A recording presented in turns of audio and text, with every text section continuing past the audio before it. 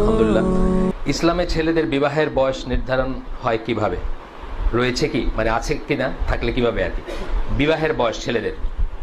বিবাহের বয়স মানে নির্ধারণ করার বিষয়টি মূলত যেটা এসেছে সেটা হলো যে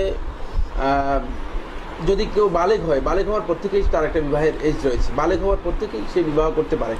কিন্তু দেখা গিয়েছে যে রাসূলুল্লাহ সাল্লাল্লাহু আলাইহি ওয়াসাল্লাম বিবাহের বিষয়টি রাসূলুল্লাহ সাল্লাল্লাহু আলাইহি ওয়াসাল্লাম 25 বছর বয়সে বিবাহ করেছেন বলে মানে বিভিন্ন রাওয়ায়াত বিভিন্ন বর্ণনার মাধ্যমে সাব্যস্ত হয়েছে। এই জন্য অনেককেই দেখা যায় যে মানে 25 থেকে আরম্ভ করে এই সময় মানে বিবাহ মানে পুরুষদের মধ্যে বিবাহ করে থাকেন, এবং এটা মূলত বিষয়টি আনুপাতিক বিষয়। এই জন্য আনুপাতিক বিষয়, সবার মানে শারীরিক গঠন এবং সবার শারীরিক চাহিদা সমান পর্যায়ের নয়, মানে সবার চাহিদা সমান পর্যায়ের নয়।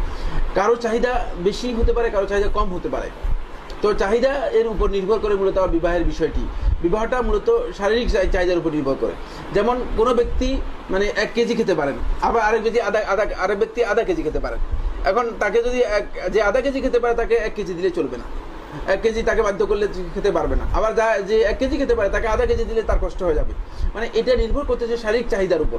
এই কারণে আল্লাহ সুবহানাহু ওয়া তাআলা কোরআনে কারীমের মধ্যে বিবাহের বিষয়ে এবং খাবারের বিষয়ে বারবার আমাদেরকে উৎসাহিত করেন নাই। দেখবেন কোরআনের মধ্যে অনেক আয়াত পাবেন না যে সব আয়াতের মধ্যে শুধু খাও খাওয়ার পান করো এরকম কোনো আয়াত নেই। একটি আয়াত রয়েছে শুধু একটা আয়াত সূরা আরাফের মধ্যে রয়েছে, সূরা আরাফ না, সূরা বনী ইসরাঈলের মধ্যে রয়েছে। তো শুধু একটি আয়াতের মধ্যে বলা হয়েছে কুলু ওয়াশরাবু ওয়ালা তুসরিফু ইন্নাল্লাহা লা ইউহিব্বুল মুসরিফিন, তোমরা খাও এবং পান করো, ওয়ালা তুসরিফু এবং তোমরা কি করো না, অপচয় করো না। ইন্নাল্লাহা লা ইউহিব্বুল মুসরিফিন, আল্লাহ রাব্বুল আলামিন অপচয়কারীকে পছন্দ করেন না। খাও এবং পান করার মধ্যে অপচয়ের একটা সম্পর্ক রয়েছে, এই জন্য সাথে সাথে নিষেধটাও করে দিয়েছেন। খাওয়ার কথা একবার বলেই শেষ করে দিয়েছেন। এরপরেও তো আমরা আলহামদুলিল্লাহ 3 বার করে নিয়েছি, মানে একবার বলা হয়েছে কিন্তু করে নিয়েছি কয়বার, 3 বার আমরা করে নিয়েছি। যদি আর 2 বার বলতো তাহলে আমার মনে হয় 7-8 বার করে দিতাম আমরা সেটা। তো এইভাবে ঠিক বিয়ের কথা আল্লাহ সুবহানাহু ওয়া তাআলা বারবার বলেন নাই, এমন একেবারেই একবার বলেছেন, এবং তা এমন ভাবে বলেছেন যে وَإِنْ خِفْتُمْ أَلَّا تُقْسِطُوا فِي الْيَتَامَى فَانكِحُوا مَا طَابَ لَكُم مِّنَ النِّسَاءِ مَثْنَى وَثُلَاثَ وَرُبَاعَ। মানে এমন ভাবে বলেছেন যে মনে হয় যেন একটা অপশন দিয়ে বলতেছেন যে যদি তোমরা এটা করতে না পারো তাহলে তোমরা বিয়ে করো, মানে 2-2, 3-3, 4-4 অথবা 5-4 এতটুকু পর্যন্ত। এই যে নির্দেশটা আল্লাহ রাব্বুল আলামিন দিয়েছেন, মানে যেহেতু মানুষের নফসের মধ্যেই এর কি রয়েছে একটা মানে চাহিদা রয়ে গিয়েছে, সুতরাং আর বেশি তাদেরকে উৎসাহিত করার দরকার নেই। এই জন্য আল্লাহ রাব্বুল আলামিন সেটা উৎসাহিত করেনি। সেখানে মানে মূল বিবেচ্য বিষয় হচ্ছে কার আসলে চাহিদা গালিব রয়েছে, যার চাহিদা গালিব এবং সে জেনা বা ব্যভিচারে অথবা খারাপ কাজে লিপ্ত হওয়ার আশঙ্কা থেকে যায়, তখন যদি এমন অবস্থা হয় সেই অবস্থায় তার বিয়ে করাটা ওয়াজিব, বাধ্যতামূলক, সে অবস্থায় বিয়ে করবে। কিন্তু যদি কেউ মনে করে যে তার এত গালেব মানে এত মানে প্রবল নয়, এত ব্যাপকতা নেই, এত বিশাল বড় চাহিদা নেই, কিন্তু তার বিয়ে করা দরকার, সে মূলত অপেক্ষা করে তার জন্য জায়েজ রয়েছে সে ডিলে করতে পারবে, তার জন্য জায়েজ রয়েছে সে ডিলে করতে পারবে। সে ডিলে করাটা মূলত রাসূলুল্লাহ সাল্লাল্লাহু আলাইহি ওয়াসাল্লামের হাদিস হচ্ছে, যেটা রাসূলুল্লাহ সাল্লাল্লাহু আলাইহি ওয়াসাল্লাম বিয়ে করেছেন, হাদিসের মাধ্যমে প্রমাণিত হয়েছে 25 বছর পর্যন্ত এইভাবে ডিলে করতে পারে, ডিলে করতে পারে।